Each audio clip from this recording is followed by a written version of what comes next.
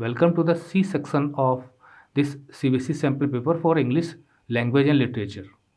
इसको कई पार्ट्स में डिवाइड किया गया है जो यहाँ दिए गए हैं 1 2 3 4 5 पार्ट में डिवाइड किया गया है। कुल 30 क्वेश्चंस हैं जिनमें से आपको सिर्फ 26 अटेम्प्ट करने हैं। Read the given extract to attempt the questions that follow. तो देखिए जितना ज़रूरी होगा उतना ही हम इसमें पढ़ेंगे क्योंकि वीडियोस हमने इन सब के अवेलेबल कराए हुए हैं आपको। आप प्लेलिस्ट में जाकर चेक कर सकते हैं क्लास 10th और उनकी बुक्स के नेम के हिसाब से। और ये नेल्सन मंडेला और जो चैप्टर है ना लॉन्ग वॉक टू फ्रीडम उसमें से लिया गया है। ये चैप्टर थोड़ा सा जो मुझे फीडबैक मिलता है वो थोड़ा सा टफ बच्चे बताते हैं, लेकिन मैंने उसको अपनी तरफ से खुलकर एक्सप्लेन करने की कोशिश की हुई है। आप वीडियो ज़रूर देखिए। तो हम क्वेश्चन और क्वेश्चन के हिसाब से जितना ज़रूरी होगा उतना ही हम पढ़ेंगे इस एक्सट्रैक्ट में से। तो क्वेश्चन है कि what was the unintended effect, मतलब गैर इरादतन, मतलब हम इंटेंशनली नहीं, किसी इरादे के साथ नहीं, तो जो हम नहीं चाहते हैं अपने आप हो जाए तो unintended effect of the long operation. तो काफ़ी लंबे समय तक जो वाइट पीपल थे उन्होंने इनका ऑपरेशन किया था, मतलब प्रताड़ना की थी इनकी। तो आपको ऑप्शन सही चुनना है। It made the people indifferent to injustice, मतलब कि जो काफ़ी लंबे समय से जो सताया गया था इन लोगों को, तो इसका क्या असर पड़ा होगा। निश्चित है कि लोगों ने इसका विरोध किया होगा।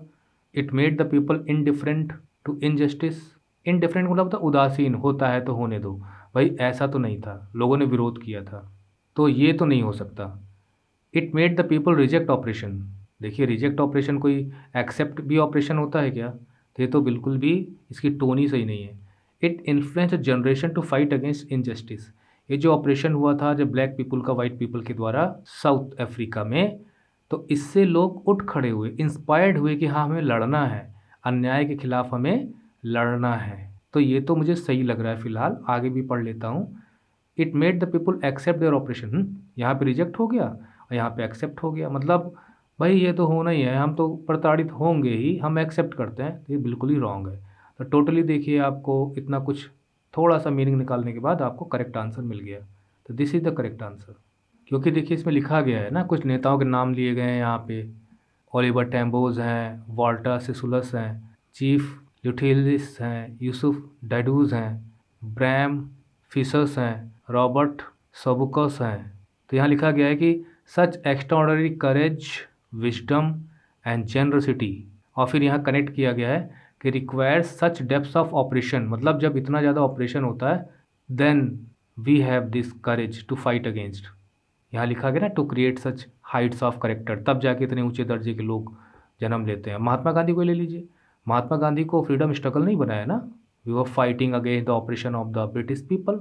इसके बाद यहाँ पे men of such extraordinary courage, मतलब देखिए इस प्रकार से लिखा गया है ना, तो ये कोट किया गया इस जो एक्सट्रैक्ट है उसमें से। Refers to the people who men of such extraordinary courage, इतने असाधारण हिम्मत के धनी लोग, बहादुर लोग। तो इसमें भाई कौन लोग हैं। Liberated and abolish the apartheid system, मतलब जिन लोगों ने अपार्थाइड सिस्टम को ख़त्म किया वो लोग शामिल हैं। Use their resources to spread awareness, जिन्होंने जागरूकता फैलाई वो लोग शामिल हैं। Fought for their countries freedom, जिन्होंने अपनी कंट्री की फ्रीडम के लिए लड़ाई लड़ी, उन लोगों के लिए यूज किया गया है। Demonstrated utmost strength to oppose the system, तो जो उस समय सिस्टम था उसको अपोज करने के लिए उन्होंने अपनी पूरी हिम्मत, करेज और बहादुरी दिखाई। तो देखिए भाई इसमें एक से ज़्यादा आंसर हो सकते हैं, लेकिन हमें सबसे मोस्ट सुटेबल आंसर चुनना है। So this is the best answer. इस तरह से एक्स्ट्रा ऑर्डिनरी करेज के धनी लोग वो लोग थे जिन्होंने सिस्टम के खिलाफ आवाज़ उठाई अपनी पूरी ताकत के साथ, क्योंकि उन्होंने आवाज़ उठाई उसकी वजह से लिबरेशन भी मिला, अपार्थाइड सिस्टम भी ख़त्म हुआ। तो this is the basis of this a, मतलब ए भी ठीक लग रहा है लेकिन ए से भी ज़्यादा महत्वपूर्ण ये लग रहा है, क्योंकि इसकी वजह से ये लाइन बनती है। तो आंसर तो हमारा ये होना चाहिए ना, फिर अपनी उसी अटमोस्ट स्ट्रेंथ की वजह से ही सी वाला भी पॉइंट बनता है। तो बहुत सोचेंगे ना, थोड़ा सा इस तरह से कनेक्ट करेंगे कि यार इसमें तो एक से ज़्यादा सही आंसर लग रहे हैं, तो कौन सा बहुत ज़्यादा ठोस आंसर आपको लग रहा है जिस पर अदर आंसर बेस्ड हो सकते हैं, तो उसको आपको चुनना है। आगे हम चलते हैं नेल्सन मंडेला कंपेयर्स। अच्छा इसमें डायमंड्स को कंपेयर किया गया है। तो देखिए मैं काफ़ी पढ़ाते वक्त जब मैंने वीडियो बनाया तो उसके बाद मैंने पढ़ा नहीं, ज़रा देख लूँ कहाँ डायमंड है। हाँ ये रहा। My country is rich in minerals, मतलब मिनरल्स तो मेरी कंट्री में पाए जाते हैं, जेम्स पाए जाते हैं जो ज़मीन के अंदर हैं। But I have always known that it's greatest wealth is it's people, लेकिन मेरे देश की मिट्टी से ज़्यादा मेरे देश के लोग महान हैं। Finer and truer than the purest diamonds. देखिए डायमंड हो गया एक मिनरल जो ज़मीन के अंदर मिलता है, उससे भी ज़्यादा प्योर है मेरे यहाँ के लोग। मिल गया वही आंसर। तो यहाँ पर हो जाएगा हिज कंट्रीमैन। नेल्सन मंडेला अपने कंट्रीमैन के लोगों के लिए यूज़ कर रहे हैं। इसके बाद 34 हो गया। When Nelson Mandela says I have, ये कोट है, I have seen man and women risk and give their lives for an idea. तो ही मीन्स दैट दे आर, मैंने देखा है लोगों को कि लोग चाहे वो पुरुष हों चाहे महिलाएं हों, उनके अंदर कोई आइडिया आ जाता है, कोई विचार आ जाता है तो उसके लिए अपना जीवन तक कुर्बान कर देते हैं। मतलब वो अपने विचारों पे डटे रहते हैं। तो इसका मतलब वो क्या लगा रहा है, इसको थोड़ा सा ऊपर देख लेते हैं। It is from these comrades, मतलब ये जो साथी हैं, जो लड़ाके हैं मेरे साथ, they fight for the country in the struggle that I learn the meaning of courage. इन्हीं लोगों के साथ मैंने करेज का क्या मीनिंग होता है ये देखा, समझा, और कई बार मैंने महसूस किया कि हिम्मत क्या होती है। I have seen man and women risk and give their life for an idea. तो मैंने जिन लोगों से सीखा है, मैंने देखा है कि वो अपनी किसी भी आइडिया के लिए अपनी जान तक देने को राजी हो जाते हैं। अब जैसे मान लीजिए महात्मा गांधी हों या जो हमारे चंद्रशेखर आज़ाद हैं, भगत सिंह हैं, सब कहीं ना कहीं अपने विचार की लड़ाई लड़ते हुए तो ख़त्म हुए ना। उनके विचार क्रांतिकारी थे। महात्मा गांधी के विचार नॉन वायलेंस पर आधारित थे। The people struggle in the world with their ideas. तो यहाँ पर देखिए भाई स्टबबॉर्न तो नहीं हो सकता, क्योंकि स्टबबॉर्न का मतलब होता है जिद्दी। तो ये नहीं कि आइडिया पकड़ के बैठ गए और मान ही नहीं रहे हैं किसी दूसरे की, थी ऐसी बात नहीं है। कमिटेड का मतलब होता है समर्पित, डिवोटेड। तो ये आंसर मुझे बेटर लग रहा है। इंटेलिजेंट से कोई मतलब नहीं है। इंटेलिजेंट तो वो लोग भी होते हैं जो गलत काम भी कर देते हैं। प्राउड, अरे भाई ये तो अच्छी बात नहीं है। हाँ, अपने अचीवमेंट पे प्राउड फील करना चाहिए, ऐसी बात नहीं, लेकिन कमिटेड सबसे बेस्ट है। जिस देश के लोग अपने देश के प्रति कमिटेड होते हैं उस देश को कोई पछाड़ नहीं सकता। इसके बाद हम चलते हैं 35। Select the suitable word from the extract to complete the following depths. अच्छा, अपोजिट हमें ढूंढना है, तो डेप्थ्स का हाइट्स हो जाएगा, तो कंप्रेशन का बहुत आसान है, अप्रेशन। इसके बाद हम आते हैं read the extract to attempt the question that follow. Let me put it more clearly since, अच्छा ये एनी फ्रैंक की जो डायरी है उसमें से लिया गया है। ये तो बहुत ईजी भी था, बहुत इंटरेस्टिंग था, मैंने बनाया हुआ है, इस पर जाके आप देखिए वीडियो। तो पहले तो हम देखते हैं क्वेश्चन क्या दिया गया है। Why does Annie feel the following. ये कोट है, no one will believe that a 13-year-old girl is completely alone in the world. ओ, कोई इस दुनिया में विश्वास नहीं करेगा कि एक 13 साल की लड़की इस दुनिया में अकेली है।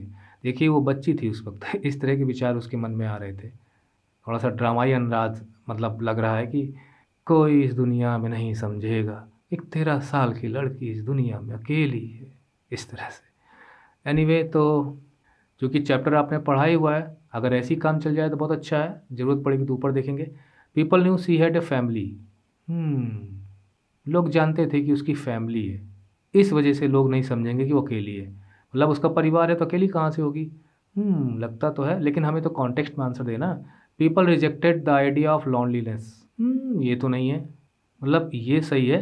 देखिए यहाँ पे है ना, वो कई मतलब कॉम्बिनेशन आपको बनाने हैं, तो ये तो मैच कर रहा है, ये मैच नहीं कर रहा। शी हैड सेवरल फ्रेंड्स, हाँ ये भी बात है, उसने लिखा हुआ है साफ साफ। She had a cheerful personality, अब बिल्कुल है, क्योंकि देखिए किस प्रकार से वो टीचर को ही बेवकूफ़ बनाती है बाकायदा कायदे से। हर लाइफ वॉज कम्फर्टेबल, ये नहीं पता चलता। मतलब मेरे हिसाब से 1, 3, 4 का कॉम्बिनेशन बनेगा। तो ये कहाँ दिया गया है, ये यहाँ दिया गया है, ये वाला। तो this should be the answer. देखिए अगर आप थोड़ा सा डिफ़र करते हो ना, तो आप कमेंट बॉक्स में ज़रूर रखिए अपने विचार, है ना, क्योंकि ये मत मान के चलिए कि हाँ हो सकता है यही कॉम्बिनेशन एकदम सही हो। लेकिन जो कॉन्टेक्स्ट ऊपर दिया गया है और जो पूरा चैप्टर है ना, उसके आधार पे तो हम ये आंसर बना सकते हैं। इसके बाद हम चलते हैं select the most appropriate option for 1 and 2। 1, अच्छा ये 1 एंड 2। तो पहला है on the surface I seem to have everything. On the surface I seem to have everything का मतलब ऊपर से अगर आप देखोगे तो लगेगा कि मेरे पास सब कुछ है, मतलब ऊपरी तौर पर लगेगा आपको मेरे पास सब कुछ है, except my one true friend, सिर्फ मेरा कोई एक सच्चा दोस्त नहीं है। और दूसरी लाइन है any does not truly connect with any one. Any generally किसी के साथ जल्दी ठीक से कनेक्ट नहीं हो पाती थी। उसने ऊपर लिखा हुआ है ना, देखिए यहाँ पे लिखा है कि मेरे पास सब कुछ है, I have a family, loving aunts etcetera. No one on the surface I seem to have everything except my one true friend. All I think about when I am with friends, जब मैं friends के साथ होती हूँ और मेरा अच्छा time बीत रहा होता है, मतलब प्लेइंग टाइम हो कुछ भी हो, I can't bring myself to talk about anything but ordinary everyday things. मतलब मैं कुछ ख़ास बात उनसे नहीं कर पाती हूँ। तो ये प्रॉब्लम तो थी उसके साथ। तो इसमें करना क्या है, इसमें ऑप्शन चुनना है। 1 is true and 2 is false. No no no no no no, दोनों सही होने चाहिए। तो ये तो भाई rejected. 2 is the opposite of 1। नहीं नहीं, ऐसा तो नहीं है, अपोजिशन में तो कोई बात नहीं है। तो ये भी ठीक नहीं है। 1 फर्दर्स द मीनिंग ऑफ 2। देखिए फर्दर का मतलब होता है आगे बढ़ाना। तो जो फर्स्ट पॉइंट यहाँ लिखा गया है वो सेकंड वाले के मीनिंग को और क्लियर करता है और आगे एक्सप्लेन करता है। अच्छा, अभी हम देखेंगे both 1 and 2 can not be inferred from the extract. जो एक्सट्रैक्ट दिया गया उसमें से फर्स्ट और सेकंड दोनों बातें हम ठीक से नहीं कह सकते कि हाँ ठीक है, तो भाई ये तो इसको तो तुरंत आउट करो। अब बचा सी। तो देखिए जो फर्स्ट लिखा गया है कि ऊपरी तौर पे तो लगता है कि सब कुछ ठीक ठाक है, सिर्फ मेरे एक दोस्त के सिवा मेरा कोई ट्रू फ्रेंड नहीं है। और दूसरा जो है any does not truly connect with anyone. Any दिल से किसी के साथ कनेक्ट नहीं हो पाती, दिल की बातें ठीक से कर नहीं पाती, not able to share feelings. तो इसमें लिखा है कि 1 फर्दर्स द मीनिंग ऑफ 2, मतलब जो फर्स्ट वाला है वो सेकंड के मीनिंग को और एक्सप्लेन करता है। तो ठीक है, जब वो ठीक से कनेक्ट नहीं हो पाती इसी वजह से तो उसका कोई सच्चा मित्र नहीं है, तो इसलिए ये ठीक लगा मुझे, ये वाला। इसके बाद हम आगे चलते हैं 38। From the options given below identify any stone in the extract. यानी कि टोन कैसी है, रेस्टलेस यानी बेचैन, डिससेटिस्फाइड मतलब संतुष्ट नहीं है अपनी लाइफ से, स्केयर डरी हुई, हर्ट। तो देखिए हर्ट नहीं है, डरी हुई नहीं है, कुछ बेचैनी वाली बात ज़रूर है, लेकिन अब हमें इसमें दोनों में से एक चुनना है, तो हम इसको भी आउट करेंगे और इसको चुन लेंगे। डिससेटिस्फाइड मतलब she is not satisfied with her life and why it is so, because she does not have a true friend. इसके बाद आगे चलते हैं। Select the option which displays an extremely having good time. मतलब आपको इसमें से छांटना है जो ये बताए कि आपका you are having your good time, मतलब आपके इन्जॉयमेंट का टाइम है, अच्छा टाइम आपके पास आपका बीत रहा है। तो he is out for a picnic, picnic में गई हुई है और अपने दोस्तों के साथ और हंस रहे हैं, गा रहे हैं टुगेदर। तो भाई मुझे तो ए लग रहा है। बी में क्या है, ही इज़ स्टडिंग हार्ड। अरे अरे, पढ़ रहा है, पीरियोडिक टेस्ट हैं, अगले ही दिन अपना स्कोर बढ़ाने की चिंता है, तो भैया ये गुड टाइम तो नहीं है। See, he is trying to convince his father to purchase the latest video games from. वो लेटेस्ट वीडियो गेम अपने पिताजी से खरीदवाना चाहता है। देखो भाई अभी ख़रीदा नहीं गया, वो कोशिश कर रहा है कि उसके पिताजी खरीद दें, ये भी गुड टाइम नहीं है। वो एक्सपेक्ट कर रहा है good time, but he is not having good time at present. He just rescued an injured puppy and is trending to its wounds. इतना अच्छा काम कर रहा है, लेकिन ये भी आंसर नहीं हो सकता। He is doing a very good job, मतलब यहाँ पे केयरिंग है, पप्पी वोंडेड है, तो इसमें कौन सा अच्छा टाइम उसका बीत रहा है। Good time, having a good time के लिए यही आंसर बेटर है। कुछ लोग इसको लगा सकते हैं, but it is not showing that any good time is happening here. A good work, a good job, a good deed is happening but not having good time. इसके बाद what do we get to know about Annie when she says the following। फिर आ गया coat. क्या coat है, I cannot bring myself to talk about anything but ordinary everyday things। हाँ, इसका मतलब ये हो गया कि I cannot bring myself to talk। देखिए cannot bring myself का मतलब होता है कि मैं अपने को मना नहीं पाती, तैयार नहीं कर पाती क्या करने के लिए, टू टॉक अबाउट एनीथिंग, कि मैं कुछ भी बात किसी से कर सकूं। यहाँ पे बट की जगह आप लगा लीजिए एक्सेप्ट, इसकी जगह आप लगा दीजिए एक्सेप्ट, तो आपको मीनिंग क्लियर हो जाएगा। एक्सेप्ट ऑर्डनरी एवरीथिंग, तो मैं सिर्फ वही रोज़ाना की बातें किया करती हूँ, एवरीडे थिंग्स, कोई ख़ास दिल की बात शेयर नहीं कर पाती। मतलब I can not bring my self, मैं अपने को तैयार नहीं कर पाती, मना नहीं पाती, चाह कर भी मैं ऐसा कर नहीं पाती, और सिर्फ ऑर्डिनरी बातें करके अपने दोस्तों के साथ रह जाती हूँ। तो इससे उसके किस नेचर का पता चलता है कि she is proud of her face. अरे नहीं नहीं नहीं, she is struggling to strike conversation. Strike conversation मतलब बात को शुरू करना, तो भाई ये भी बात नहीं है क्योंकि बात तो करती ही थी, कई फ्रेंड्स थे उसके। She is unsure of her own thoughts, उसे अपने विचारों पर विश्वास नहीं है, कुछ कुछ तो मेल खा रहा है। She is unable to have a satisfying conversation. हाँ, अब इन दोनों में हमें चुनना है कौन सा बेटर है। तो देखिए वो बात करना चाहती है, लेकिन वो उस तरह के कन्वर्सेशन अपने फ्रेंड से नहीं कर पाती जो उसको बहुत ज़्यादा सेटिस्फाई कर सकें, क्योंकि जब आप दिल की बात किसी से बताते हो तो बड़ा सुकून मिलता है। तो मेरे ख्याल से ये आंसर बेटर है, इसे हम छोड़ सकते हैं। वैसे देखा जाए तो अनश्योर वाली कोई ऐसी बात नहीं है। She has a clear division which things are close to her heart, she wants to share, लेकिन she is not finding anybody worth sharing those feelings. तो वो अनश्योर नहीं है, ऐसा कुछ नहीं है, बस उसे कोई ट्रू फ्रेंड नहीं मिल रहा। उसके बाद है read the given extract 12 question that follow. Money is external, बाल पोयम थोड़ी सी डिफ़िकल्ट, लेकिन मैंने अपने हिसाब से एक्सप्लेन किया हुआ है। तो इसमें फ़िलॉसफ़ी है कि मनी बाहरी है, we earn it when we come to this world. एक प्रकार से ये मैन मेड इन्वेंशन है। He is learning well behind his desperate eyes. देखिए अभी चूँकि पूरी पोएम तो है नहीं, इसलिए उतना समझ में नहीं आएगा, लेकिन बच्चा यहाँ पे निराश है। और the epistemology of loss, how to stand up. Epistemology मतलब फ़िलॉसफ़ी जो हमें एक्सपीरियंस और नॉलेज से मिलती है। तो नुकसान हुआ है, उसकी बॉल चली गई है पानी में, है ना?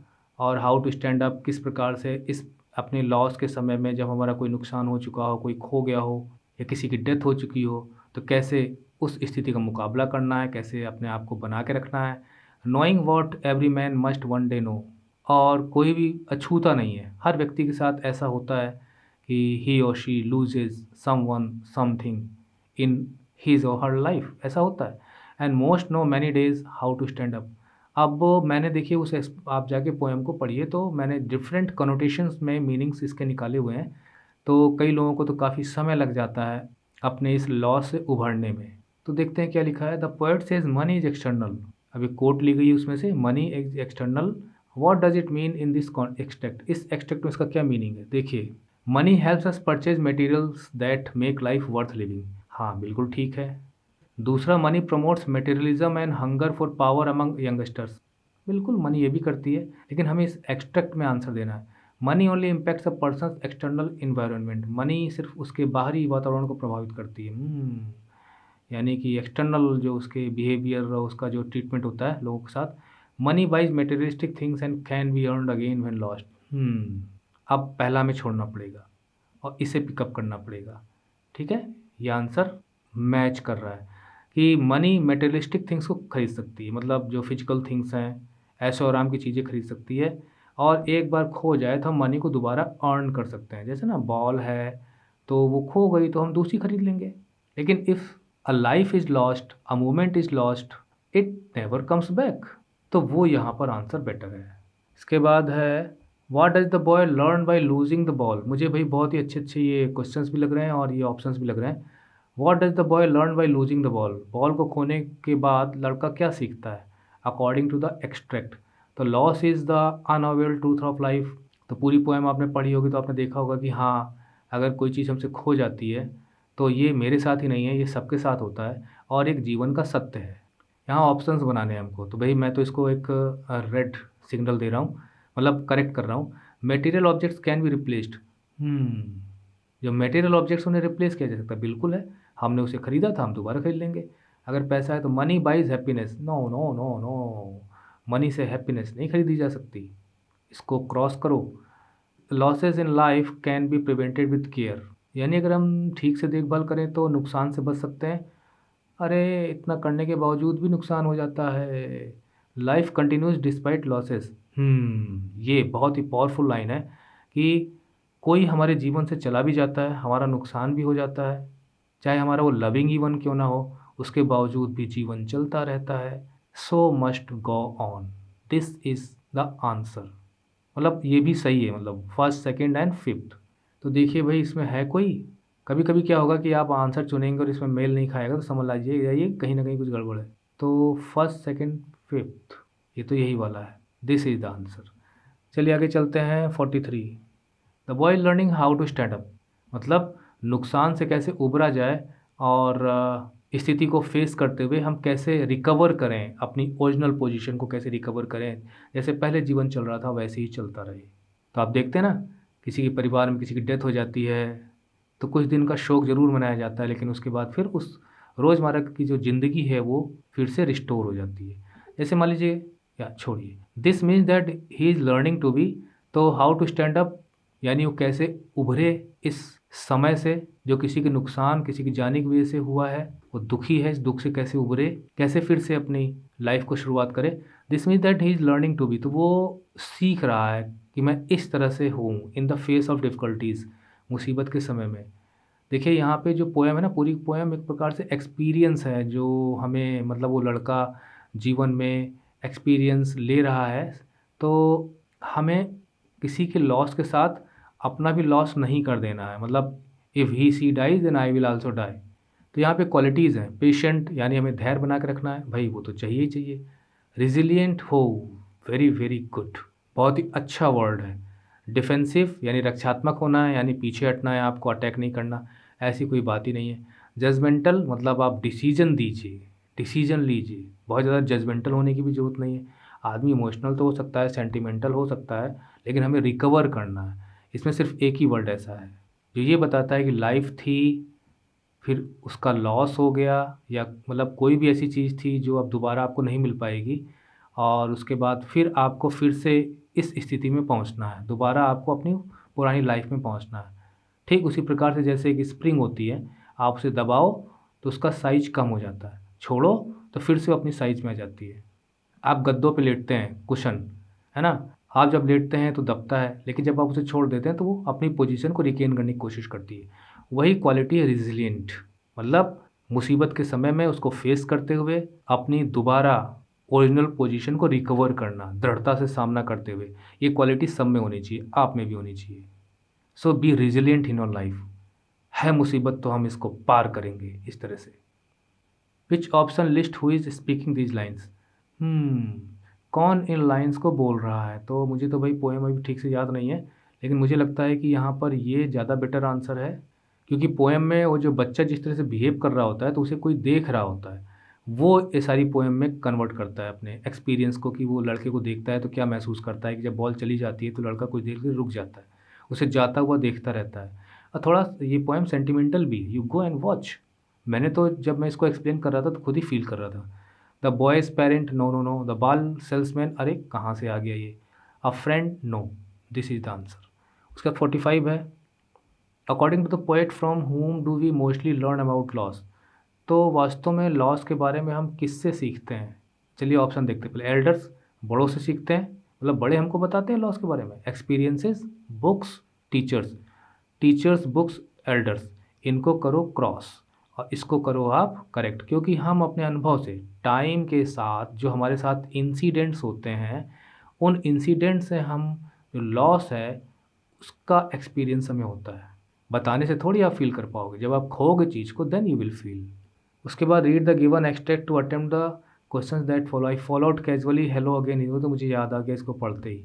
ये थीव्स स्टोरी से है, बहुत ही ईजी लैंग्वेज में ये चैप्टर दिया गया है।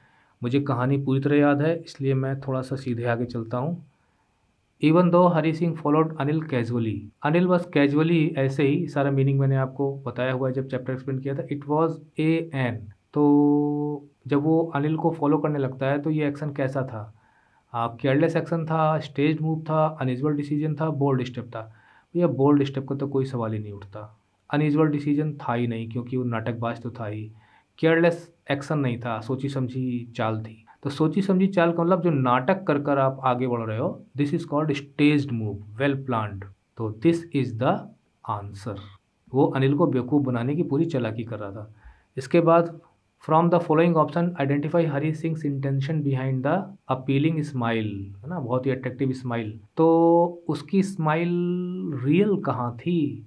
उसकी स्माइल में धोखा था कि सामने वाला फंस जाए, इसलिए इसका आंसर होगा डिसीट, यानी छल, कपट, धोखा। इसके बाद 48 है। Select the option listing Anil's characteristics. Anil के करेक्टरिस्टिक्स के बारे में बताना as revealed in the extract, जैसा रिवील शो किया गया एक्सट्रैक्ट में। अनअज्यूमिंग मतलब कि अपने में मस्त रहने वाला, आडंबर से दूर रहने वाला, दिखावा ना करने वाला, मतलब जो घमंड वमंड ना करे, तो ये तो ठीक है। काइंड भी था। डिटर्मिन्ड वाली कोई बात नहीं आ रही। नेव मतलब सीधा साधा, इनोसेंट, सिंपल पर्सन था। ह्यूमरस वाली कोई बात नहीं है। तो फर्स्ट, सेकंड, फोर्थ, तो ये रहा। इसके बाद आते हैं select the most appropriate option based on 1 and 2। तो 1 and 2, Anil gave his meal to a stray dog. Anil ने कुत्ते को दे दिया भाई भोजन, याद आ रहा है ना, जब वो खाना कहता है कि मैं खाना पका देता हूँ और वास्तव में खाना पकाना जानता नहीं था। Hari Singh did not know how to cook, Hari Singh खाना पकाना नहीं जानता था। इस तरह का क्वेश्चन हम ऊपर अटेम्प्ट कर चुके हैं। तो 2 is true and 1 is false, भाई देखिए तुरंत क्रॉस करो, क्योंकि दोनों बातें सही हैं, मतलब ये बात भी सही है, ये बात भी सही है, तो ये तो आंसर हो ही नहीं सकता। 2 इज़ द रिजल्ट फॉर 1, मतलब जो दूसरा वाला है वो फर्स्ट का रिजल्ट है। अरे कैसे हो सकता है ये, इसको भी काटो। मतलब दूसरा वाला फर्स्ट का रिजल्ट है, मतलब उसने कुत्ते को फेंक दिया भोजन, इसकी वजह से अनिल खाना पकाना नहीं जानता। अरे नहीं नहीं नहीं, इसका उल्टा है। सी है two is the cause for one, जो दूसरा है वो वन की वजह है, मतलब जो वन में जो हुआ है उसकी वजह दूसरा वाला है। तो ठीक है, जो कुत्ते को भोजन फेंक देता है वो इस वजह से फेंकता है क्योंकि अनिल को खाना पकाना नहीं आता था। अनिल ने खाना पकाया जबकि खाना पकाना जानता नहीं था, तो खाना ठीक बना नहीं, तो इसकी वजह से कुत्ते को भोजन दे दिया गया। तो ये आपका ठीक है, मतलब सेकंड इसकी वजह से है, फर्स्ट की वजह से। सेकंड घटना फर्स्ट की वजह से हुई, तो this is the answer. Okay, ये नहीं होगा। द फ्रेज हंग अराउंड मतलब आसपास ही मंडराते रहना, मतलब वहीं पे रहना आसपास ही। Suggest that Hari Singh continue to, तो हरी सिंह कंटिन्यू टू मतलब क्या वो मुस्कुराता रहा, या खाना पकाता रहा, या अपील करता रहा, या लिंगर करता रहा। सीधी सी बात है, लिंगरिंग मतलब वहीं आसपास मंडराना। हंग अराउंड का ही मीनिंग होता है लिंगरिंग। उसके बाद अटेम्प्ट द फॉलोइंग, लेंखो या लेंचो दोनों सही है। Is when he says that, ये कोटेशन है उसमें से, है ना, कि what they say no one dies of hunger. अच्छा, यहाँ पे ये सीधा सीधा क्वेश्चन दे दिया गया, अब एक्सट्रैक्ट वाली बात नहीं है ना। नाइन्थ पार्ट शुरू हुआ तो डाउटफुल था, स्ट्रेस था, कंफ्यूज था, डिसमिसिव। बहुत ही कंफ्यूजिंग है ये आंसर निकालना, कि लोग कहते हैं कि कोई भी भूखों नहीं मरता और उसकी पूरी फसल बर्बाद हो चुकी थी। तो क्या डाउटफुल था क्या, या बहुत ही तनाव में था, या कंफ्यूज था, या डिसमिसिव? मुझे इन दोनों में से कोई एक चुनना है। डिसमिसिव का मतलब होता है कि totally reject any idea, any person, any suggestion. तो यहाँ पर वो डिसमिसिव है, मतलब ये आंसर मुझे लगता है, क्योंकि वो जो लोग कहते थे कि कोई भूखों नहीं मरता है, तो वो स्थिति अब बन गई है। तो ये बात पूरी तरह से ठीक नहीं है। That is why he dismissive of this quote, जो एक्सट्रैक्ट से, बुक के एक्सट्रैक्ट से ली गई है, मतलब बुक से ली गई है। इसके बाद है which option correctly replaces the underline phrases in the given the line. Oh, fire and ice, बहुत महान poet Robert Frost. I hold with, अच्छा ये दिया गया, I hold with those who favour me, fire. तो ये तो बहुत आसान है, यहाँ अंडरलाइन किया गया है इसको, इतने पोर्शन को। तो होल्ड विद का मतलब होता है कि मैं आपके साथ हूँ, आपसे एग्री करता हूँ। तो सीधा सीधा आते हैं, have the same opinion as, मतलब मेरा भी वही विचार है जो आपका विचार है, मतलब एग्री करता हूँ। तो ये आंसर होना चाहिए। इसके बाद आगे बढ़ते हैं, the purpose of the treatment given to the young seagull by his parents. Two flights वाली कहानी, तो वो सीगल के साथ क्यों इस तरह का बिहेव करते हैं? मतलब सीगल जो वो पक्षी था अपने बच्चों के साथ ना, तो देखिए टीच हिम अ लेसन, भाई लेसन तो देना ही चाहते थे अबाउट द इम्पोर्टेंस फूड की इम्पोर्टेंस का लेसन देना चाहते थे, ऐसा तो नहीं है। इनकलकेट मतलब दिमाग में हैबिट बैठाना, सिखाना, इनकलकेट। ओबीडियंस टुवर्ड्स देम, वो ऐसा थोड़ी था कि जो माता पिता थे उस सीगल के, यंग सीगल के, वो उसे ओबीडियंट बनाना चाहते थे कि हम जो कहें उसका पालन करो, ऐसा भी नहीं है। Let him overcome his fear, हाँ ये कुछ कुछ लगता है कि उसको जो डर था उस डर पर उसको विजय पाना है, उस डर से पार जाना है, उस डर को दूर करना है। तो ये मुझे कुछ ठीक लग रहा है, बट चौथा भी पढ़ लें, improve his relationship with his siblings. अरे हटाओ इसको, अपने भाई बहनों के साथ रिलेशनशिप वाली कोई बात ही नहीं थी। तो ये है इसका आंसर। आगे चलते हैं, पेग्गी। मैं जब इस लेसन को एक्सप्लेन कर रहा था, मैं सच बताऊं मेरे आंसू निकल आए थे, क्योंकि जब वो रिग्रेट करती है, मैडी, शायद नाम मैडी है, तो पेग्गी ऑफन गेव अ नज। देखिए नज का मतलब होता है कि जब आप किसी का मजाक उड़ा रहे हो ना, तो आप चुपके से हल्का सा कोहनी से, या हल्का सा, जो आपके फ्रेंड्स होते हैं उनको हल्का सा आप धक्का दे के और तब अपनी बात कहते हो सामने वाले से। वो इशारा होता है कि ज़रा सुनो मैं ये कहने जा रही हूँ। अब मैं लाइव तो नहीं हूँ, नहीं मैं बताता कैसे था, ये होता है। Two one of our friends when she spoke to Wanda, तो वांडा से जब वो बात करती थी तो अपने किसी न किसी फ्रेंड्स को हल्का सा पहले धक्का मार देती थी कि देखो मैं क्या कहने जा रही हूँ। तो इससे क्या पता चलता है, this meant that she wanted her friend to, तो वो अपने दोस्तों से क्या चाहती थी, कि मतलब क्यों वो नच करती थी? भाई इसका आंसर तो बहुत साफ़ है, उसका मजाक उड़ाना चाहती थी तो और भी लोग उसको देखें और उसका मजाक उड़ाएं। तो stop talking to Wanda and move on. हाँ हाँ हाँ, ये कैसे हो जाएगा कि वो इसलिए नच करती थी कि बाकी दोस्त सुने उसको और वो वांडा से बात ना करें, ऐसा नहीं था। ऑब्जर्व एंड पार्टेक, पार्टेक मतलब होता है साथ देना, in the joke on Wanda. तो वांडा के लिए जो वो जॉकिंग करते थे, उसकी हंसी उड़ाते थे, तो उसमें वो भी शामिल हों, मज़ा लें। हाँ ये तो ठीक है। इग्नोर द कंप्लीट सिचुएशन वाला है, ऐसा ऐसा कुछ नहीं था। Interrupt any reply that came from, ऐसा कुछ नहीं था। इसके बाद है in the poem dust and snow, again a great poem by Robert Frost, which छोटी सी पोएम है but deep meaning, which negative symbols have been use to create a positive effect. तो उसमें कुछ नेगेटिव सिम्बल्स का प्रयोग किया गया। मैंने वीडियो बनाया है, जाओ देखो एंड एन्जॉय। तो उन नेगेटिव सिंबल से पॉजिटिव इफेक्ट क्रिएट किया गया है। मतलब नेचर का जो हीलिंग टच है उसमें बताया गया है। वास्तव में उसका जो मैसेज है वो ऐसा ही है। तो हमें ये बताना है कि कौन कौन से थे आइटम्स जिनको नेगेटिव सिंबल्स का माना जाता है पर पॉजिटिव इफेक्ट के लिए यूज़ किया गया। तो हेमलॉक ट्री एंड क्रो, ये तो थे ही। क्रो एंड स्नो, देखिए इसमें हेमलॉक ट्री का होना ज़रूरी है और क्रो का होना ज़रूरी है। तो हम देख रहे हैं कि यहाँ पे हेमलॉक ट्री और क्रो दोनों सिर्फ यहीं पे हैं, तो यही आंसर इसका बनेगा। इसके बाद आते हैं Mandela refers to liberty is new born because it, अच्छा उससे क्वेश्चन पहले भी आ चुका है। तो मंडेला जो है ना, लिबर्टी जो आज़ादी मिली होती है उसको न्यू बॉर्न कहता है। अरे भाई उन्होंने फ्रीडम गेन की थी तो न्यू बॉर्न तो होगी, पहले गुलाम थे, नई नई आज़ादी मिली थी। तो इसका मतलब क्या हो गया, क्यों वो कहता है new born?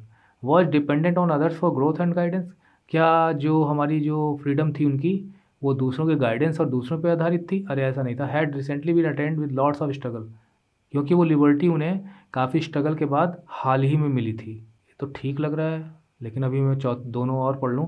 Made people experience infant like excitement, अरे ये थोड़ी है। अराइव्ड अनएक्सपेक्टेडली फॉर एवरीवन, और लिबर्टी अचानक आ गई थी सबके लिए? अरे नहीं, उन्होंने मुश्किल से स्ट्रगल कर कर उसे पाया था, इसलिए इसको न्यू बॉर्न कहा गया। 57 में क्या है, in the poem a tiger in the जू, ये भी बहुत ही सेंटिमेंटल पोएम है, बस आप फील करो तभी, नहीं तो नहीं होगा। तो इसमें जो टाइगर है ना, इसमें क्वाइट रेज वर्ड का यूज किया गया है। तो in the poem a tiger in the zoo, what does the tiger's quiet rage indicate. अब देखिए, अगर आपने ठीक से पढ़ा ही नहीं है चीज़ों को, टेक्स्ट मैटर को, तो आपको पता ही नहीं चलेगा। इसलिए एनसीईआरटी बुक्स को पढ़ लेना चाहिए, पूरा क्वेश्चन पेपर उसी पे बेस्ड होता है। तो क्वाइट रेज का मतलब ये होता है कि वो एक तो पिंजरे में बंद होता है और वो गुस्सा करके भी क्या कर सकता था, मन ही मन बेचारा दब के रह जाता है।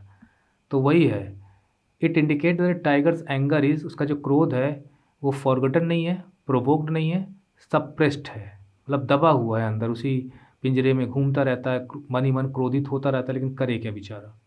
यहाँ है identify the option that aptly, मतलब वेरी स्किलफुली, वेरी क्लेवरली, और बहुत क्लियरली भी आप कह सकते हो, ग्रिफिन को डिस्क्राइब करता है। तो इसमें जो आंसर बनेगा, उसकी क्वालिटी को आप जानते होंगे कि वो ब्रिलियंट था, लेकिन थोड़ा सा लॉलेसनेस टाइप का उसका लाइफ स्टाइल थी। इसके बाद है 59, Anil's carelessness made stealing from, Anil वही जो हरी जिसके यहाँ से चोरी करके भागता है पर वापस लौट आता है। ये जो अब हम जो क्वेश्चन अटेम्प्ट कर रहे हैं ना, ये पूरे के पूरे क्वेश्चंस तभी आप कर पाओगे जब आपने उस पूरी स्टोरी को पूरा पढ़ा हुआ है, मतलब पूरी बुक से पढ़ा हुआ है, ओरली नहीं सुन लिया खाली। और मैंने तो सबको लाइन बाय लाइन एक्सप्लेन किया हुआ है। I have done my job, it is up to you how you make use of those videos. तो अनिल लापरवाह था, पैसा वैसा ऐसे ही रखे रहता था। तो उसकी लापरवाही की वजह से जो चोरी उस पैसे की जा सकती थी, वो चोरी जो है ना, वो हरी सिंह के लिए कैसी थी, आसान थी, मतलब नो, डिफ़िकल्ट था चोरी करना। जब वो केयरलेस था तो चोरी करना डिफ़िकल्ट कहाँ से हो जाएगा।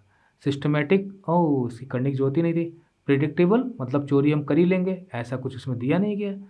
अनइंटरेस्टिंग था, ये ज़रूर दिया गया, मतलब उसे लगता था कि कोई व्यक्ति इतना केयरलेस है तो उसे चोरी करने में मज़ा नहीं आता। आपको याद आ रहा है उसने कहा था कि कोई कंजूस है तो उसका पैसा चुराने में आनंद आता है, कोई धनी व्यक्ति है उसका भी पैसा चुरा लो तो आनंद आता है।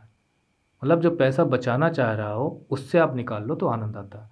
What does the exclamation, this is the triumph of surgery, oh Mrs Pomfrey वाला है ना, पहला ही लेसन है आपका, जो आपकी सप्लीमेंट्री रीडर है फुटप्रिंट्स विदाउट फीट का। तो देखिए भाई, this is a Triumph of surgery जो उसका कहना होता है, वो कहती है मिस पम्फ्री, तो उसका क्या मतलब है? The surgery was successful, surgery तो हुई नहीं थी, इसलिए ये तो out. The mistress could take back her pet, वो अपने पेट को ठीक होने के बाद दोबारा ले जा पा रही थी, तो इसका तो इससे कोई संबंध उतना नहीं है, तो इसको भी हटाते हैं। See the doctor was a great veterinarian, यानी वो पशुओं का बहुत बड़ा डॉक्टर था, तो भाई ये भी नहीं है। द प्लान्ड वेंचर, वेंचर मतलब आप कोई ऐसा काम करते हो जो प्रेडिक्टेबल नहीं है कि हाँ फेवरेबल रिजल्ट आएगा, अनफेवरेबल रिजल्ट भी आ सकता है, तो वो वेंचर हो जाता है, मतलब थोड़ा सा जोखिम लिया था। The planned venture was fruitful, तो जो तरीके अपनाए गए थे मिसिस पम्फ्री का जो डॉग था उसको लेके, तो वो प्रयास, वो एफर्ट्स, वो वेंचर सफल रहा। इसी को कहा गया यहाँ पे ट्रायम्फ ऑफ सर्जरी, मतलब यहाँ पे सर्जरी को किसी चीड़ फाड़ के रूप में नहीं दिखाया गया। इसके बाद तो कोई क्वेश्चन बचा ही नहीं है क्या कोई क्वेश्चन? अब कोई क्वेश्चन बचा नहीं है, तो मैंने ग्रामर वाला पोर्शन भी पिछले ट्यूटोरियल में एक्सप्लेन कर दिया था। ये आपका जो लिटरेचर का पार्ट था उसे भी मैंने एक्सप्लेन कर दिया। इन सब की लिंक्स सैम्पल पेपर्स की आपको वीडियो डिस्क्रिप्शन में मिल जाएगी, इनके आंसर्स की भी लिंक वहाँ दी गई है, आप डाउनलोड कर लीजिए। Okay, thanks for watching, see in the next video, till then goodbye, keep watching, keep learning.